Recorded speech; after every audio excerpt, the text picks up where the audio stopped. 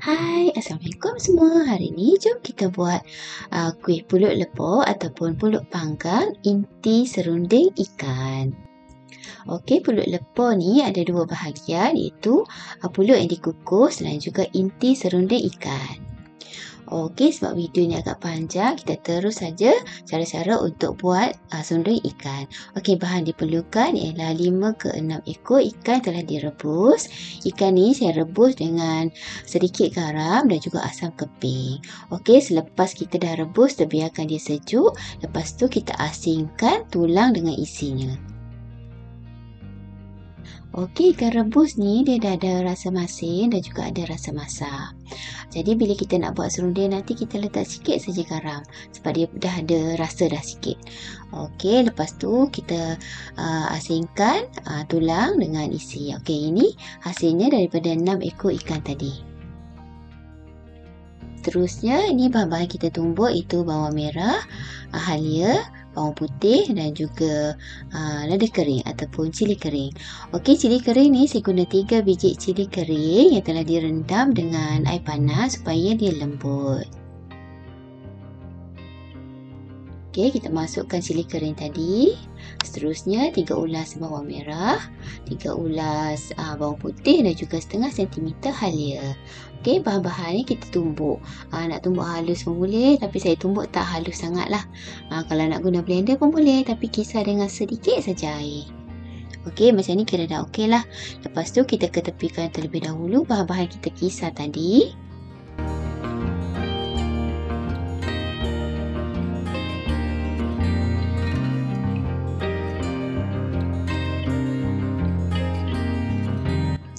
Okey, seterusnya kita masukkan isi ikan. Lepas tu kita tumbuk isi ikan ni. Tak payah halus sangat sebab kita nak tekstur dia ikan tu yang masih ketul-ketul. Okey, kita tumbuk lebih kurang macam nak buat nasi kerabu tu.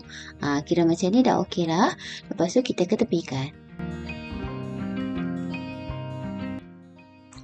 Kemudian kita sediakan kuali ataupun periuk dan masukkan 1 cawan santan pekat. Yang ni saya guna santan segar. Lepas tu kita masukkan bahan yang kita tumbuk tadi, bawang merah, bawang putih, halia dan juga cili kering. Seterusnya kita masuk juga isi ikan yang kita telah tumbuk tadi. Kita masuk semua sekali je, lepas tu kacau. Lepas tu kita masukkan sedikit saja halba. Ini buat syarat je lah. Kalau tak nak letak pun tak apa. Tapi yang autentik punya Kelantan punya serunding memang ada letak halba sikit. Lepas tu kita kacau sebentar. Oh, sebenarnya saya terlupa kena masukkan lebih kurang 1 inci gula nisan ataupun nisan kerek. Kalau tak ada nisan kerek ni boleh masukkan juga gula Melaka. Agak-agak bersatulah. Lebih kurang 1 inci lah tu. Lepas tu kita kacau lagi.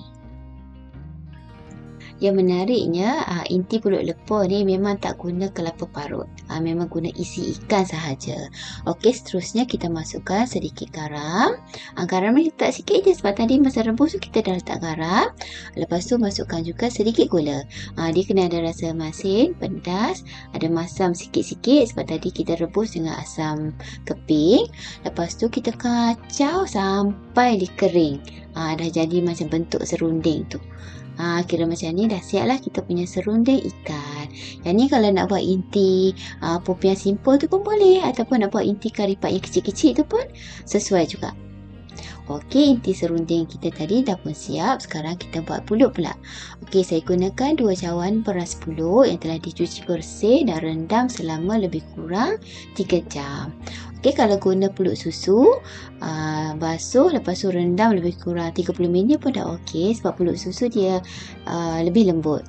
Okey lah, dah rendam tadi, kita masukkan ke dalam pengukus. Kat bawah tu tadi saya dah lapik dengan daun pisang. Kita buat lubang sikit, lubang yang pengukus tu kita jangan biarkan dia tertimbus dengan beras pulut supaya wap tu dapat naik dan pulut akan masak dengan sekata. Lepas tu kita kukus lebih kurang 25 minit ataupun sehingga masak. Sementara nak tunggu pulut tadi masak, jom kita panaskan santan. Saya gunakan 1 cawan santan pekat. Masukkan juga sedikit garam. dan juga gula. Kita masak sekejap sampai dia naik wap. Santan ni tak payah mendidih tau, nanti dia pecah minyak tak cantik. Okey, kita biar dia naik wap ataupun dia panas sikit. Okey, dah cukup. Ini dia pulut yang telah dikukus tadi. Sekarang dah masak. Tapi dia punya masak tu kita macam just nice saja. Kita tak nak dia terlebih masak. Nanti pulut tu akan lembek. Okey, dia dah masak. Tapi tekstur dia masih sebiji-sebiji. Untuk pulut lepah, dia punya pulut memang tekstur dia macam ni. Okey, seterusnya kita masukkan santan yang kita telah panaskan tadi. Okey, lepas tu kita adun ataupun kita kacau. Okey, proses ni kalau dekat Kelantan nama dia arung ataupun adun, gaul supaya dia sebati dengan santan tu.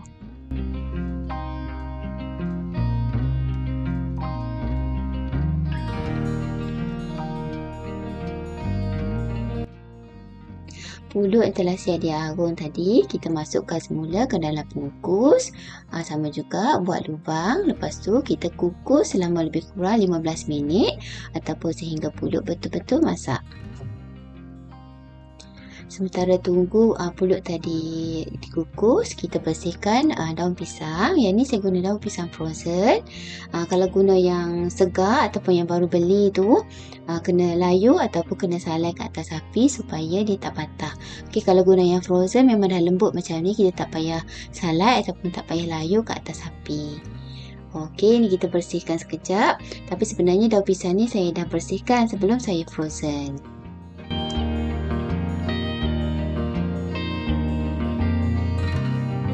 Okey, pulut kita telah pun masak. Tengok dia punya tekstur tu memang cantik. Nampak sebiji-sebiji tapi pulut ni dah lembut.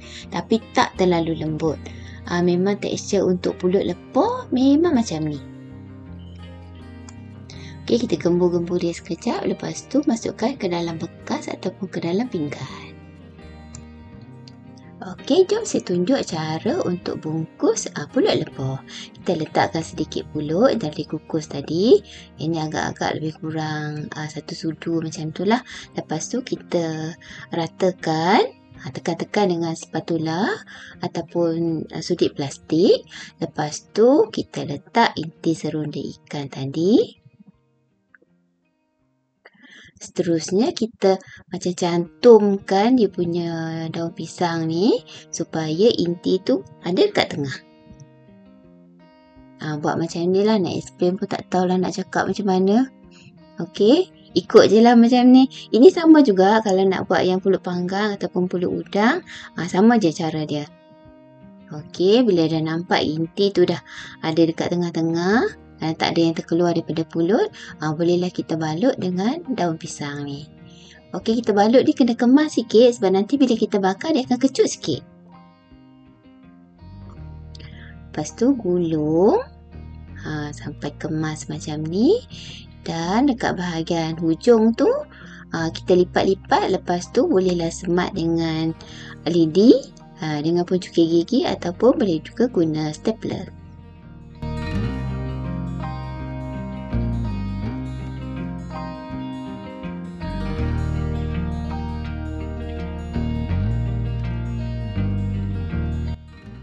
Okey, sama juga untuk bahagian ni pun kita lipat dan juga kita semat dengan pencukir gigi ataupun lidi.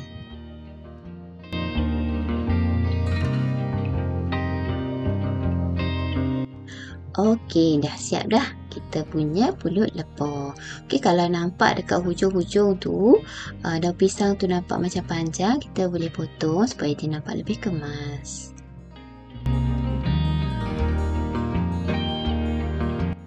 Okey, kemudian kita ulang proses untuk balut pulut lepah ni sampai habis. Sambil-sambil balut ni, saya nak cerita sikit pulut lepah Kelantan versus Terengganu. Beza dia, kalau yang Terengganu punya inti dia ataupun serunding dia tu warna putih. Sebabnya yang Terengganu dia tak guna cili kering. Dia memang putih suci macam tu je. Kalau yang Kelantan ada juga yang guna putih, dan ada juga yang masukkan sedikit cili kering, tapi tak pedas, dia cuma macam ada warna je sikit, warna merah-merah macam tu bagi berseri.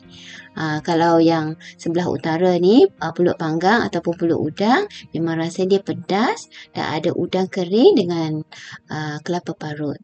Jadi dia macam serunding kelapa macam tu lah. Tapi Kelantan punya memang serunding ikan ataupun sambal ikan.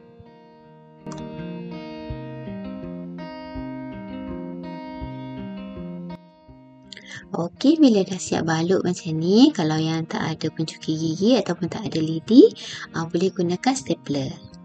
Ini lebih cepat lah. Okey, bila dah siap balut, bolehlah kita bakar sekejap untuk bagi dia efek hangus tu, dan kita boleh naikkan aroma daun pandan. Daun pandan pula, daun pisang. Okey, yang ni saya bakar guna pan ni saja. Kalau nak bakar guna arang pun boleh. Yang tu lebih tradisional lah, lagi sedap kan kalau guna arang. Okey, kita bakar sekejap sampai dia nampak hangus-hangus. Lepas tu kita terbalikkan. Bila dia dah nampak hangus ataupun dah garing dekat kedua-dua belah, bolehlah angkat. Yang ni terpulang lah. Kalau nak yang macam sampai daun dia terbakar semua tu pun boleh. Nak ada macam garing-garing macam lemang tu pun okey lah, terpulang cita rasa masing-masing. Dah siap bakar, apa lagi? Jom kita cuba. Ini dia hasilnya pulut lepok yang kita buat tadi. Ni kalau makan panas-panas memang sedap. Nampak pulut dia tu lembut je. Makan pula dengan serunding ikan tu yang mewah dengan isi ikan dan tak ada kelapa parut. Kelantan kata sedap sengoti. Okey, terima kasih menonton. Selamat mencuba pulut lepok negeri Kelantan. Jangan lupa subscribe, like, komen dan share.